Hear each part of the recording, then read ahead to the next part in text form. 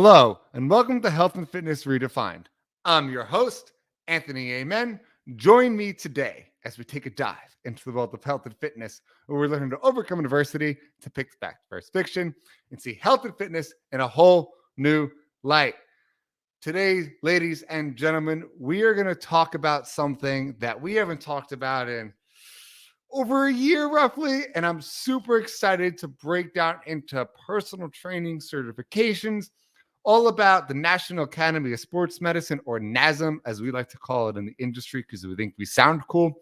So without further ado, let me welcome to the show, Richey. Rick, welcome to the show, man. Anthony, it's a pleasure to be on. Thank you so much for having me. I'm excited, man. We've dived into so many different types of fitness topics and diet topics and everything far in between. So now we get to kind of get a breakdown of, we're always like reference these sources, like this is my source for this. Now it's like you are the source. I'm the oracle. Come to me, I will answer your questions. So it's just like we don't have to reference anything anymore. It's like, yeah, I wrote that. So yeah, man. So I did write quite a bit of the, not quite a bit, like a contributed author to several of the projects that NASM and the products that NASM has. So from their CPT to their corrective exercise specialist, their performance enhancement specialist, and they're soon to launch a certified wellness coach certification, which will be a game changer in the industry, but they haven't launched it yet. They just announced it at Optimum this past weekend. So now that they announced it, I can actually announce that it's coming out. And you're hearing it first here. If you don't That's follow right. that. Yeah, pretty much. Yeah. So tell us just a little bit about yourself. How did you get involved into a gig like working for NASM? So I actually started training back in February 2002, which is going to put me in a few months in my 20 years in the fitness industry. So that's actually pretty hard to hear myself audibilize, but I've been doing this for almost 20 years. And I started working as a personal trainer. And it was something I wanted to do. I grew up doing martial arts, and my martial arts coach was a gym owner, a personal trainer, and an incredible martial artist. So I was like, when you grow up doing martial arts, you want to be just like that person that teaches you. So I was like, I want to own a gym, and I want to teach martial arts, and I want to be a personal trainer. So that's what that was my plan going into it. So I moved to New York City, and I got a gig at a gym. I started working at a New York sports club on 62nd and Broadway. And then I was into it. I'm not going to lie. Like I was into it. I wanted to learn. And the crazy thing is, like, while I was reading and studying, I read the ACE textbook because I hadn't bought a certification. I hadn't gotten a certification yet, but I heard that ACE was good, it was accepted, and it was inexpensive. And somebody had a textbook, which means I didn't have to buy it. I was broke. So Anthony, let me clear this up. I was broke. So I You read and most other trainers. yeah, exactly. So I read the textbook cover to cover, and then I'm about to sign up for the test. And somebody at the manager at the gym says, "Hey, we just did a partnership with NASM, and you can get a discount if you sign up for NASM." And it was like $30 cheaper. And I had already read the ACE book, like a textbook. I've never read a textbook in my life. And I was like, $30 cheaper? NASM. So I went and I bought it, and I read another book from cover to cover and failed the test the first time through. So I thought I knew what I was doing. And then, like, putting it into application, I was like, nah, I guess I don't know what I'm doing. And ended up going and doing it again, and like working harder and being into it, asking people questions like, why, like in my mind, if you lift heavier, you get bigger, but why is there like a hypertrophy range that differs from max strength where you don't grow as much? And I would ask trainers that question. They were like, I don't know, take the test, answer the question, and then do whatever you want. And I was like, oh, like, I don't want to be that trainer. You know what I mean? Like, I don't want to be that trainer. So I learned more, right? Started studying and then ended up getting like interviewing and auditioning for a teaching gig for New York Sports Club. And at that time, New York sports clubs, actually Town Sports International, so Washington, Philadelphia, New York, and this in Boston, they 150 clubs total. And so just in the New York area, you're in the New York area, New York sports I clubs. I worked think there were like, I worked at oh, you one. did. Oh, you did. Yeah. So for me, dude, there were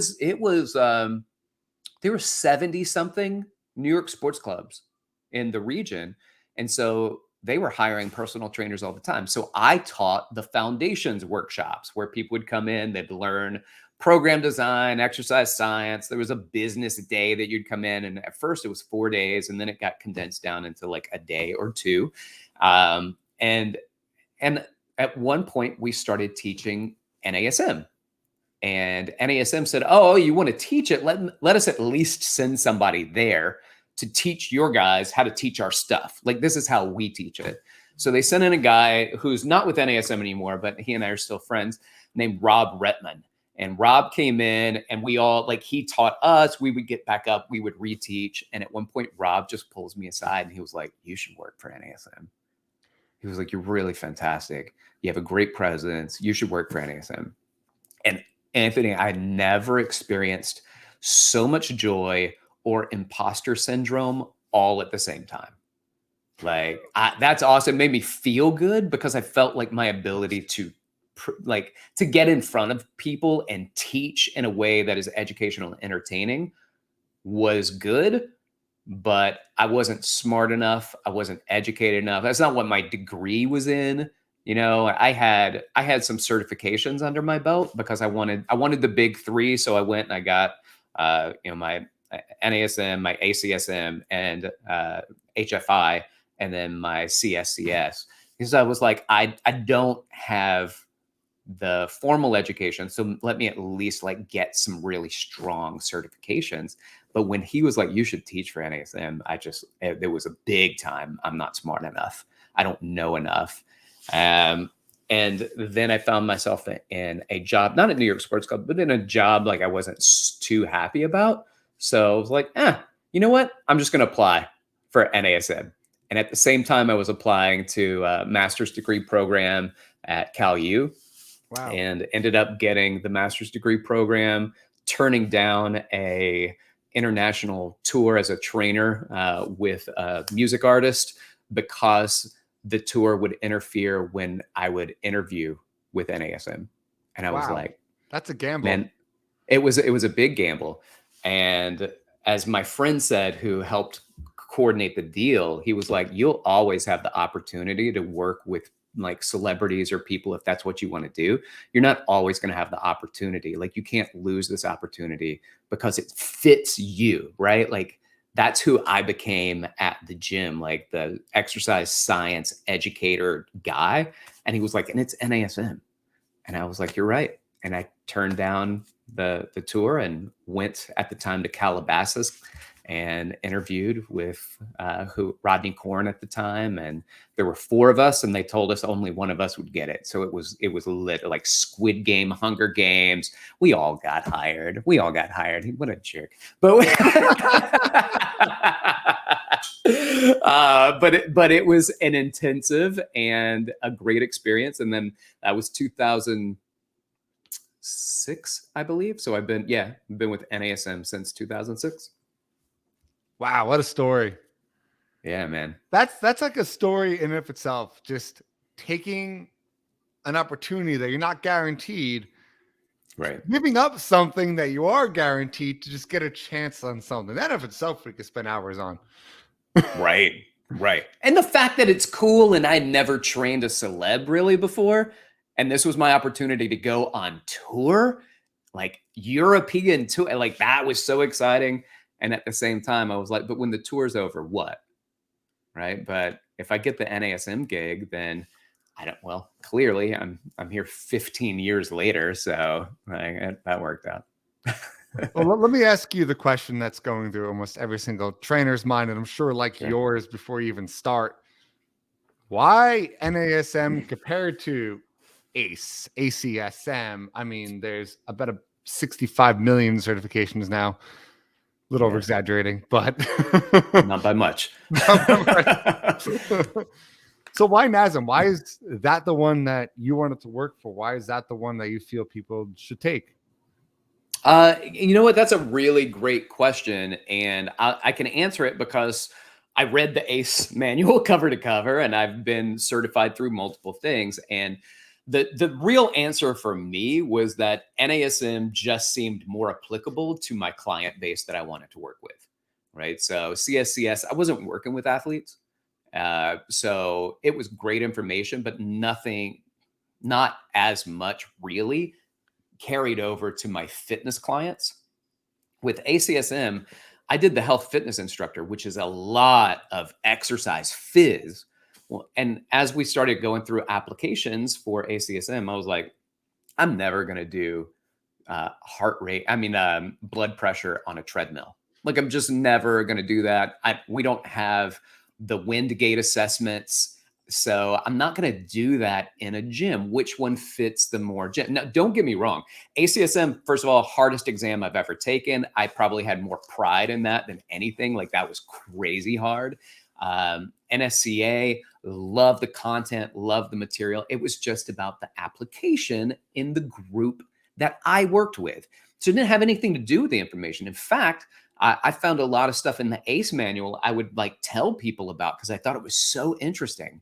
And, I'm just interested in stuff. So that's why when people are like, oh, I hate them, I'm like, why? Like, they all have good stuff. And if it's based in science, it's not just some dude spouting out opinions, then it's information that's validated as good information.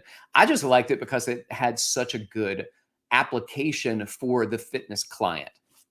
If then, right? If you have a client that wants this, then this is a part of a model you may want to work to or through in order to get to another level in a model. There was a training programming model that made it very simple for me. And the fact that, like, some people will complain like, oh, NASM, you stand on one leg a lot, or do you know what I mean? I'm like, that's just a phase. And I find that phase to be really valuable. It's not that we don't progress to standing on two legs, and it's not that standing on one leg is required, but there are so many options that I never saw in anything else that I'm like, look at the options, not look at the dogma of you're supposed to do this. It was look at the options that you're given, this library of information. And if you want to focus on muscular development, you can focus on that. If you want to focus on max strength or performance, you can do all of those things.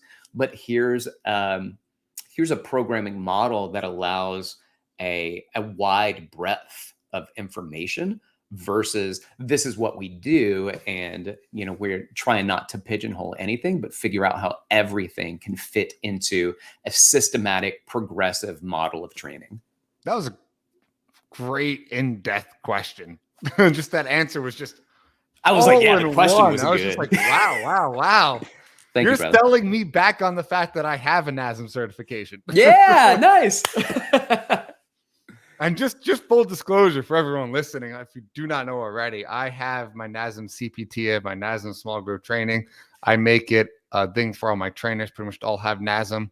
So awesome. Really big component. And you nailed it right on the head. It's not that one certification is better. The truth of the matter is it's what clientele you're working with. So we don't work with athletes. Almost never. Right. We work with the people coming out of physical therapy, coming out of post-rehab, never stepped foot in the gym before. I'm not having these guys throw weights around, trying to bench 400 pounds, and that's just not what we're about. And I am a huge component of how you guys set up your STEP program, so your training program, which I just want you to mention briefly with it, where it starts at first learning stabilization exercises, then moving up to muscular endurance, then hypertrophy, then max strength. And then once you master all of that, then you can get into power training. So work us a little through that model if you can. Yeah, so initially NASM, so the OPT model is the model that we use. And interestingly, it is an athlete training model that was repurposed to work with the everyday client. So it is designed to work with athletes. In fact, when it was designed by Mike Clark, who was formerly the CEO of NASM, he developed the OPT model because he created it. He was physical. He is a physical therapist, got a degree in exercise science because he wanted to figure out how to connect these two. Because when he was working with athletes, he was like, there seems to be not a great connection between what the physical therapist are have them doing and what the strength and conditioning coach or the athletic trainers were doing with them, right? So he wanted to learn the other side, went back, got a degree, put them together and said, okay, this is how we're going to work with athletes. And he was the head physical therapist at the Phoenix Suns. And he utilized that to help people like Grant Hill, who was at one point considered the biggest financial flop in NBA history because he went to Orlando, $100 million contract, 5 years, got hurt, played like 80 games total. Wow. Went to the Phoenix Suns. Clark fixed him up beyond like what a personal trainer can do just as a physical therapist, but applied the OPT model. And that guy became back to all-star status again. And he thought that his career was over. And so Phoenix became the Phoenix indeed. Like all these injured athletes were like, can you trade me to Phoenix so they can fix me? And so, and they did. Like Shaq went there and he was so busted and they fixed him up and he played solid for a while, moved on to another team afterwards and didn't just maintain that ability. So what it initially was a 7-phase model. And now it's a 5-phase model with the 2 other phases taken out, the one at the bottom and the one at the top. The one at the bottom was corrective exercise and the one at the top was power. So what they did is they made a full specialization out of the one at the bottom, which is the corrective exercise specialist. So they said, let's take that very bottom one and say corrective exercise is so deep. If a personal trainer is going to do it, they need to have their own specialization. And then they went kind of like the NASM's comparable certification to NSCA's CSCS. They created, just with the top version of the OPT model, the power phase, they created the performance enhancement specialist. And it is very focused on the individual athlete. So that was very, very important to NASM, that they're not focusing on, here's what we do as a team, and this is in season, preseason, postseason, off season, and just the things that we do there as a team. But this is what you as an athlete on this team specifically I'm looking at. And so it would go through like the performance assessments and the movement assessments and the why, but then it also had the programming. Now, those two taken apart, then we're left with the CPT, the Certified Personal Trainer's version of the OPT model. So that starts us off with stabilization endurance. And I like the names of them because it tells you exactly what your outcomes are. So what do you want to focus on? Stabilization, endurance? Good, we have one for that. It's called stabilization endurance. Then there's strength endurance. You mentioned this hypertrophy, which in the CPT 7, we changed it back to its original name, muscular development. Then we have max strength and then power. So there are 5 phases in the CPT version of the OPT model. There's a stabilization level, a strength level, a power level. And I think detractors a lot of times they just don't like the stabilization stuff, so they'll point at that. But out of the 3 levels, we have the strength phase has the strength level has 3 different phases in it. Like there's more time spent in the strength phase than any other phase. And so there's no reason to detract. In fact, I had an Olympian on the other day. So bodybuilder Olympian, not like fencing or anything like that. So Mr. Olympia bodybuilder. Cool though. Just throwing it out there. So cool. Yeah.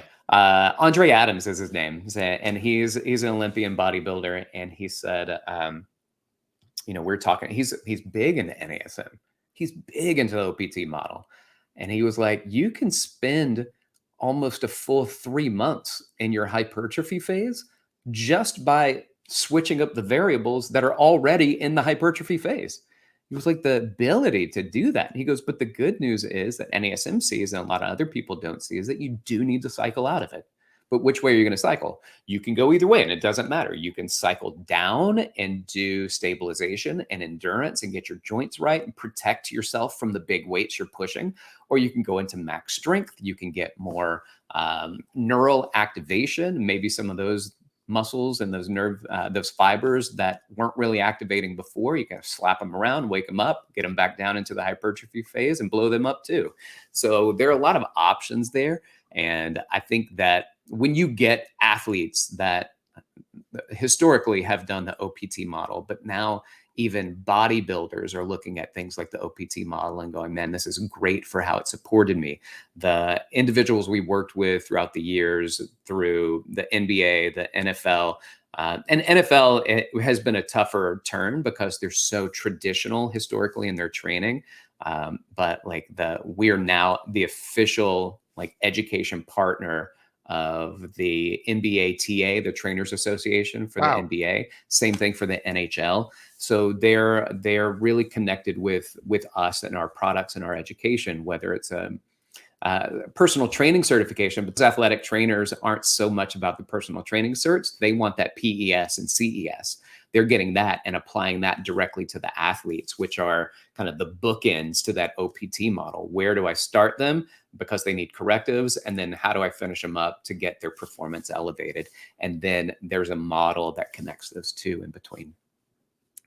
Yeah, it's so interesting. And we see it a lot. You mentioned the Andre Adams and the traditional bodybuilding standpoint. You're talking from the Arnold days where right. I think he references that he would snort cocaine, take a shot of tequila during his exercises, just little things like that because he thought he was helping himself. And now we've come to a more systematic approach to really how to make your body healthier, how to move better, how to feel better, how to grow your muscles in the standpoint if you're looking for that.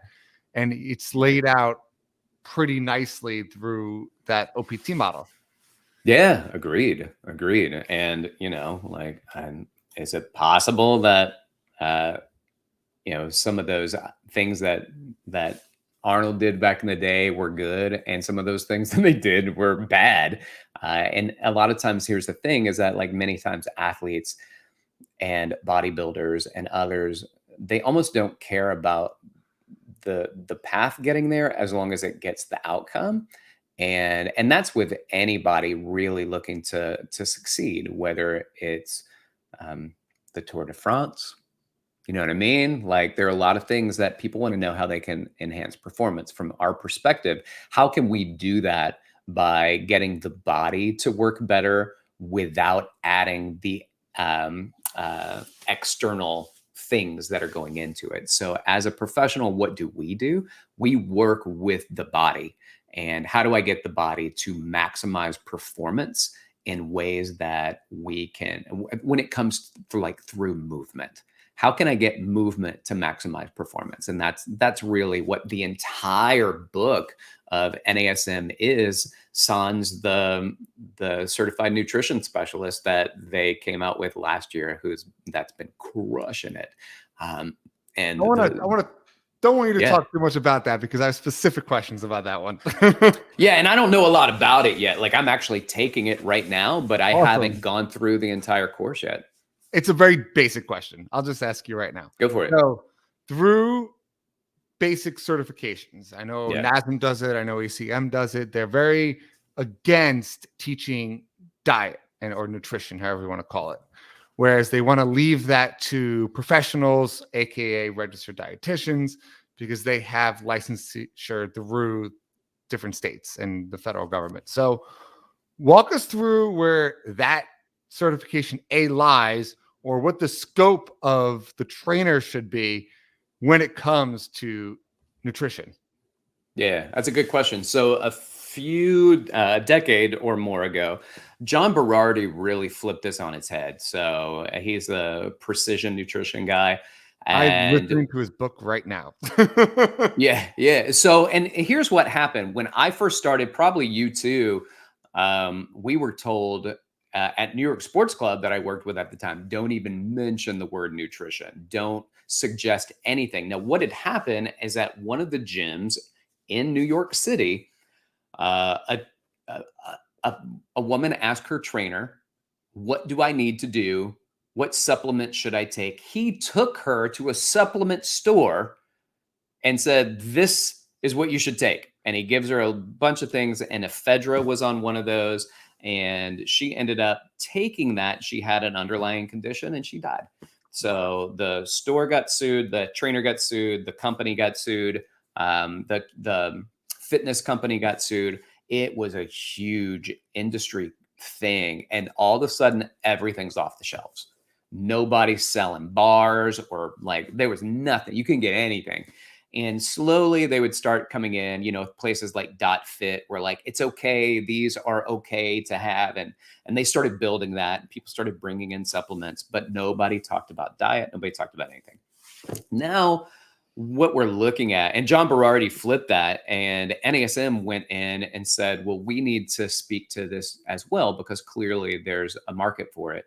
And so they got some of the absolute most incredible subject matter experts in nutrition and researchers, and they had them put together content. So they were assigned these concepts, and then they developed. It was really beautifully done. So what can they talk about?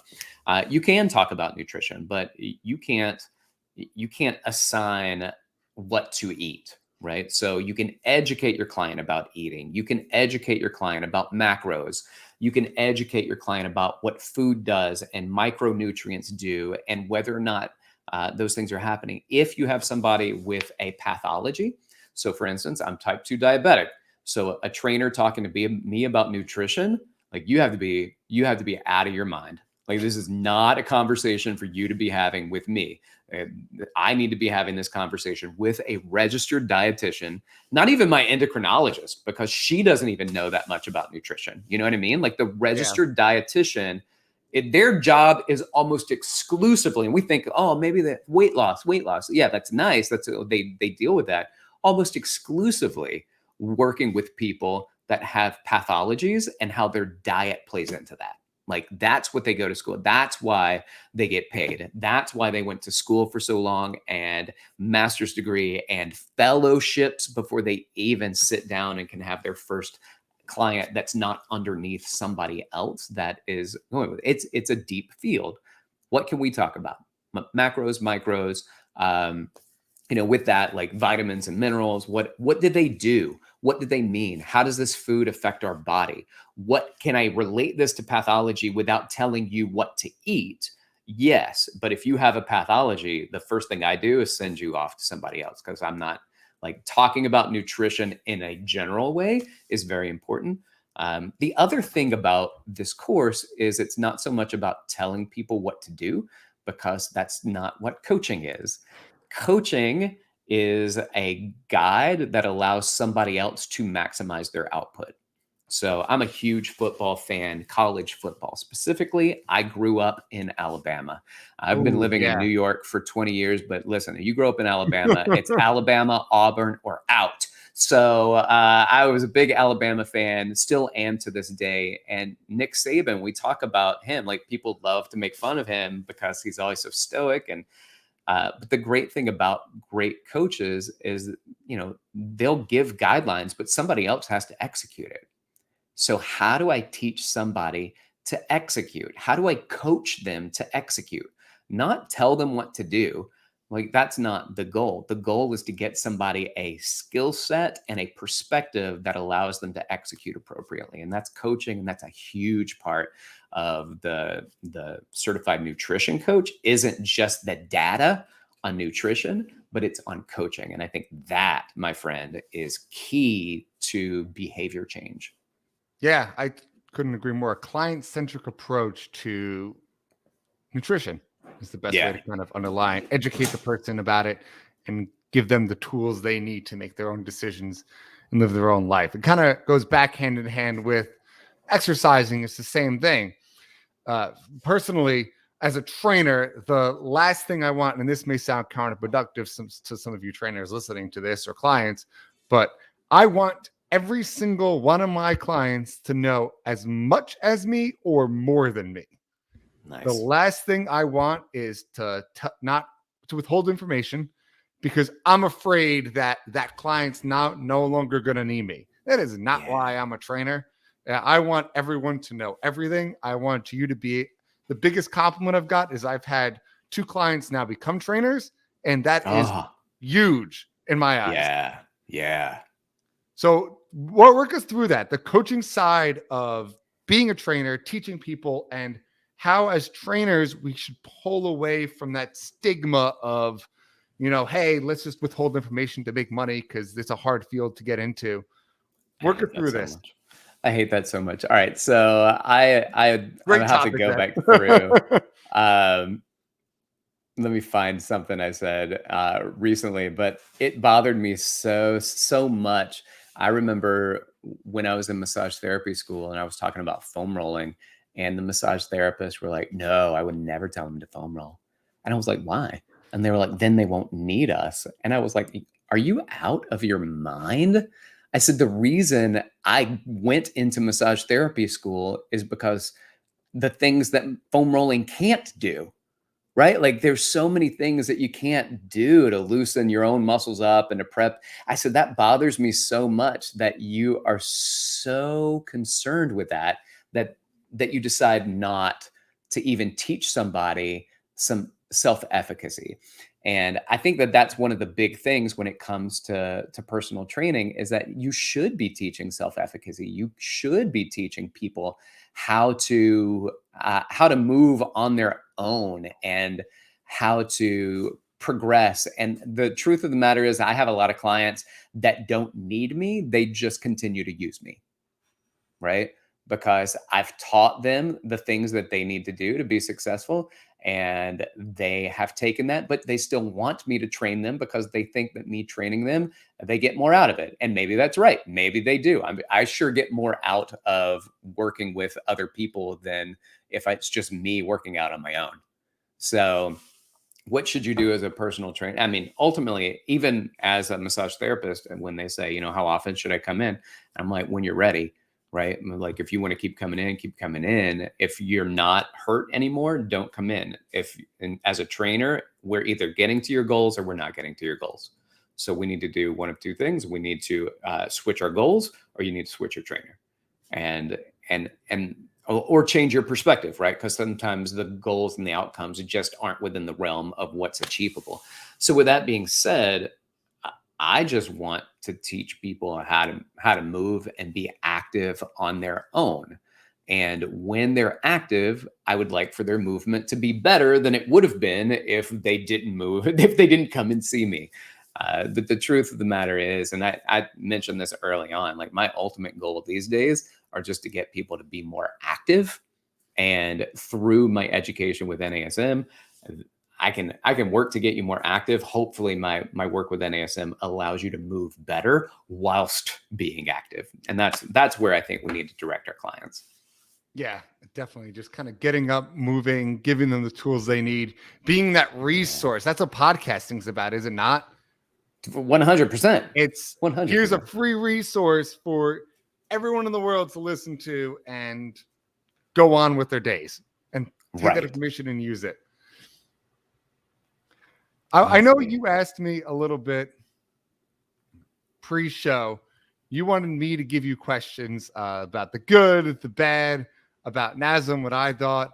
Sure. But I actually decided that I'm not going to do that. But instead, I'm going to ask you those same questions. Okay. All right. What So you I got? want you to work us through what you think is the best part about it, what you think is the worst part about it. And ultimately, I know we're both going to be on the same page that why everyone should not only look into different certifications, because every single one of them is different. A lot of them, just full disclosure, like I'm not even going to mention names, but there's certain certs that you take your test online and you can copy paste from a friend, and NASM is not one of those. So one of the main reasons I like NASM, because it actually has a really good exam structure to it. But work us through why you love it, what maybe they need to improve on for the future, what maybe is coming.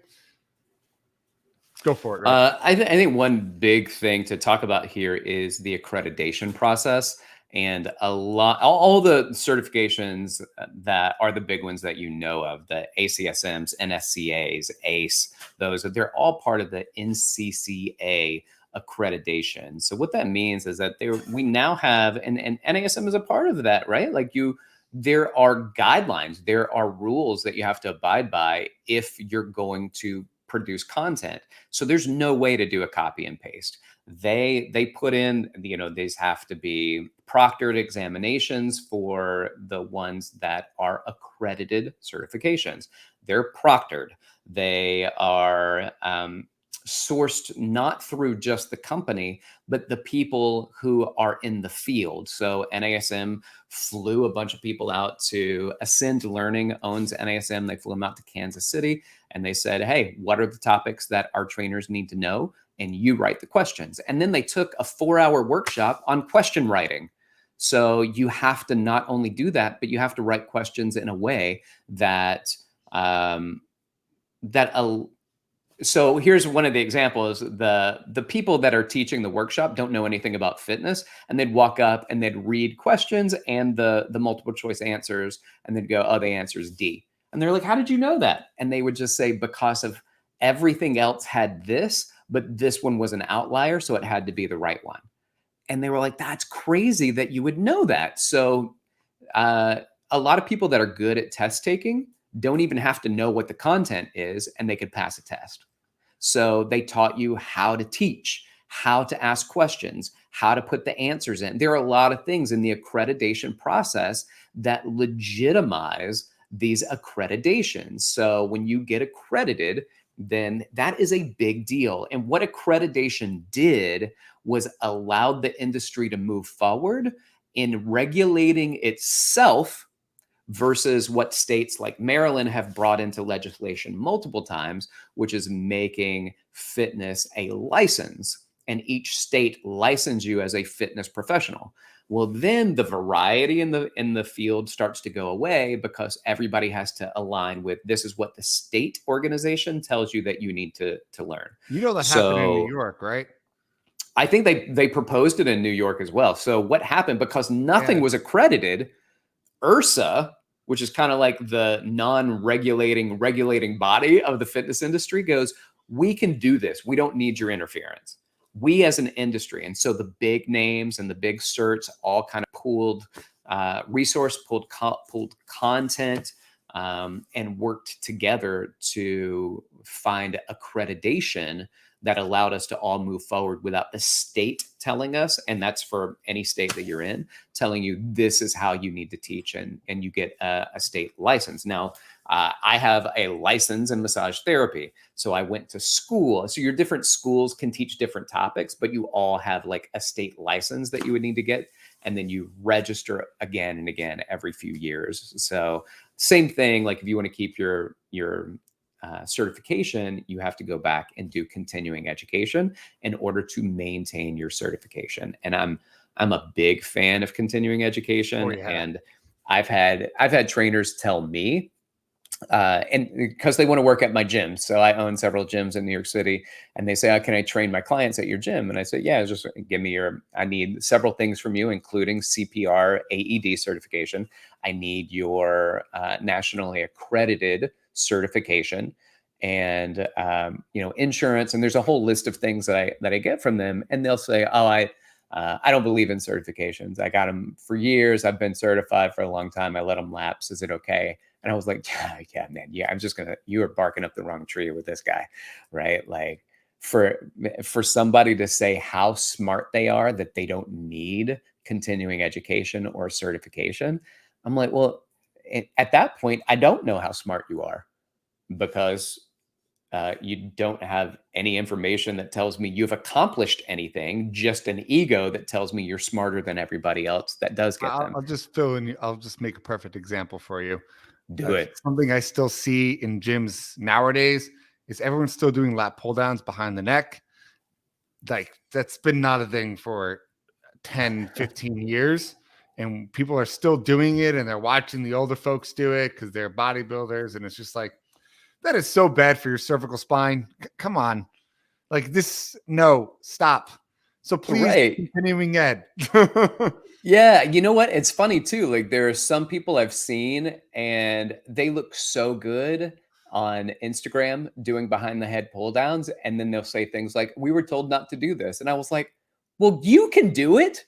You're the only person I've seen whose head didn't jut forward and your arms didn't go in a weird position. Like there are outliers that can do things that other people can't do. But as a general rule, I want to know why you're doing it.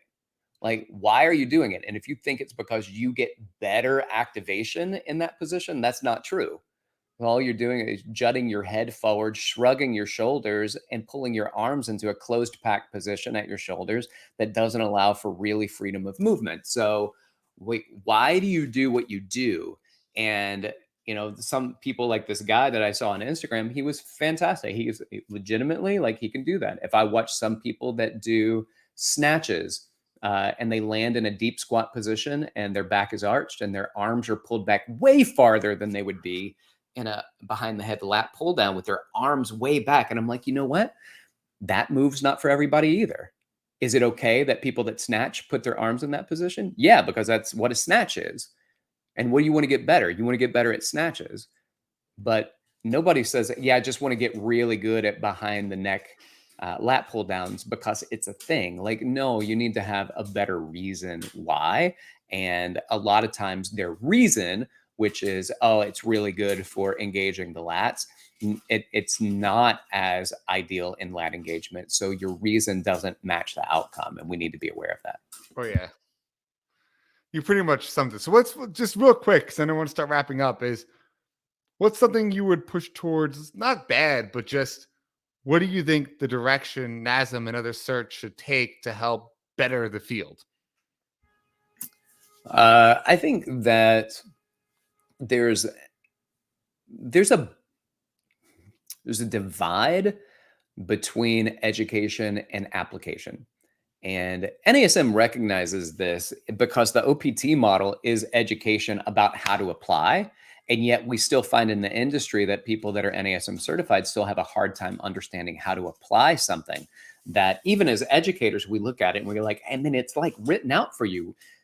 And so there's a disconnect still on what the application is for some like a training model. Do I know how to answer that question? The truth of the matter is I don't. I do. What do you got? What do you got?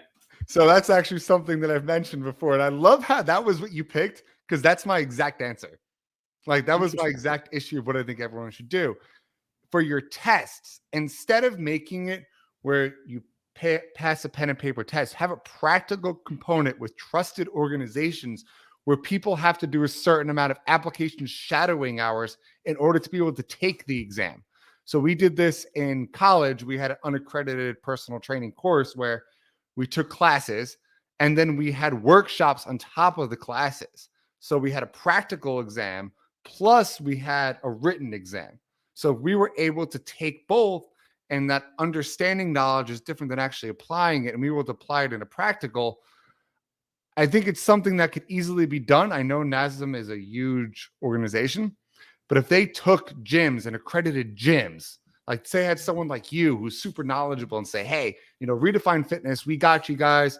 Like, you know what you're talking about. This is the steps we're looking for. This is what I want you to do. And then you have to pass these trainers in order to qualify them for the written exam. Boom. So when it comes to accreditation, that's not something that you can do. And Crazy, really? unfortunately, like this is where the hands are tied in many instances, because how can I create equity with people who don't have gyms that is accessible to them? And there are a lot of places where that's not accessible. Also, we've even done things with internships, and they call them gym internships. And a lot of times, even the people in the gym internship aren't teaching NASM information, so we can't get somebody else to do that. And so what happens is I mean, even today, like my doctorate and my master's degree, I did it online. So I didn't go to school and have somebody like teach me this is how you apply it. It's for me to figure that out. And also, when you go and you learn this information, if you want to get a job, the hope is that like your job is the on-site education and experience and application. Your education is trying to figure out how do I create something with that. And that's part of the accreditation process. So we can't accredit people by doing that. And would that be a great idea?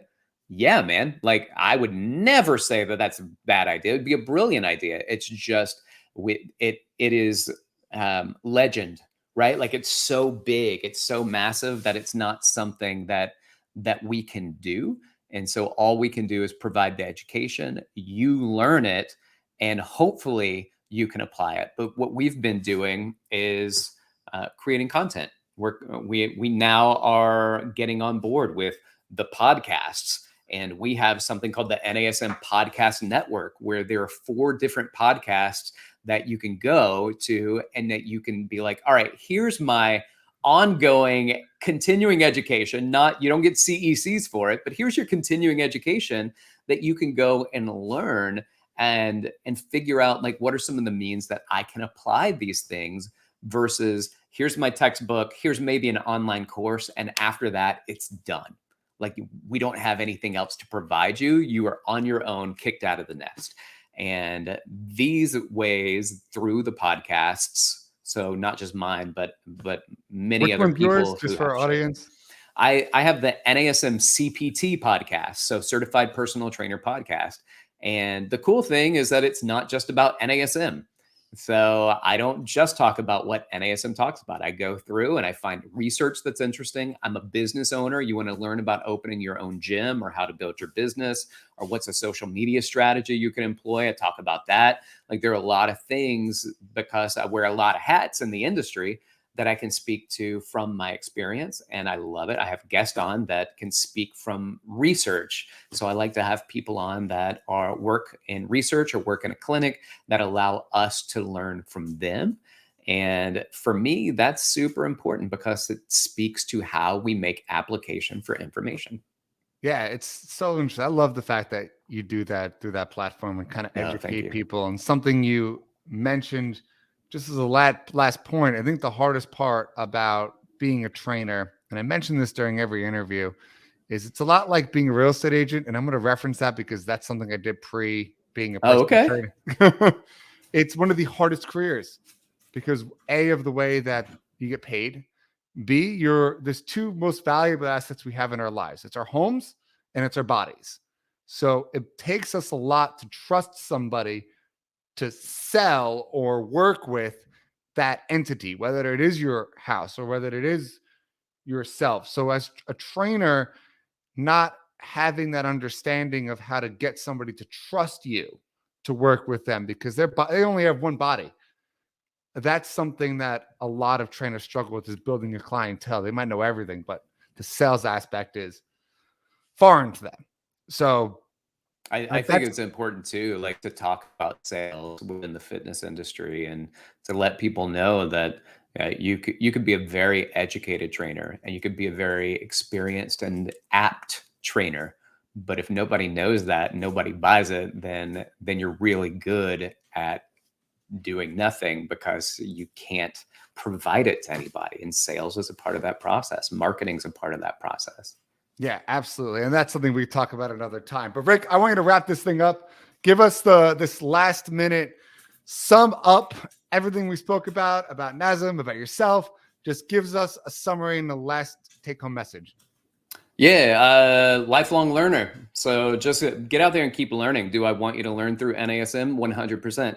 Do I want you to learn anyway? 100%. So get out there and build your education and learn and want to learn. And one of the great ways that you can want to learn, if you're like, I want to learn, but I don't, right? Because like I want to play guitar, I just don't want to learn how to do it. So I just want to be able to. So what are the things that you do? Well, one thing that I did is I got a ukulele over here. So like I'm taking small steps to learn how to do things that I want to do that I don't want to spend time doing. And so now I can play You Are My Sunshine. So with that being said, like getting out there and learn a little bit, like just find something that you're interested in, even if it's not fitness, because I think wanting to learn, learning, reading, consuming information has, as a researcher in psychology, Barbara Fredrickson talks about, upward spirals. You build on things that you're good at and you let that expand to other things. And I think if we spent more time creating that around who we are and what we want to do, then that would start making its way, it would creep its way into so many other aspects of our lives, with work, with our family, with our interactions with others, with our learning, with our education. And so just being a part of that upward spiral when it comes to self-betterment, and that applies to our fitness as well. So if I can do that with myself and I can get my clients to find something that they like, not bringing them in and just find a bunch of things that they don't like, but I've decided that's what's good for you physically, but mentally it's not sitting well, they hate doing it, then I can bring them in and I can say, what do you want to do today? And that used to be the worst thing I could hear you say, what do you want to do today? Because to me, that meant you didn't put a program together. Now it means you're actually interested in what somebody else is wanting to do, as long as you still put a program together for them. Absolutely. Couldn't agree more on that one. And then Awesome. last question, where can Yes, people sir. find you, get a hold of you? They want to learn more. We know you host the Yeah. NASM CPT podcast, which I highly recommend everybody Thank you, listen sir. to. But where else can people get a hold of you, Rick? Yeah, so I'm on social. I'm mostly available on Instagram at dr.rick, Richey, RICK, or you can hit me up on my email, rick.richey@nasm.org. And thank you guys for joining us on this week's episode of Health and Fitness Redefined. Don't forget, hit that subscribe button and join us next week as we dive deeper into this ever-changing field. And remember, fitness is a journey, not a destination. Until next time.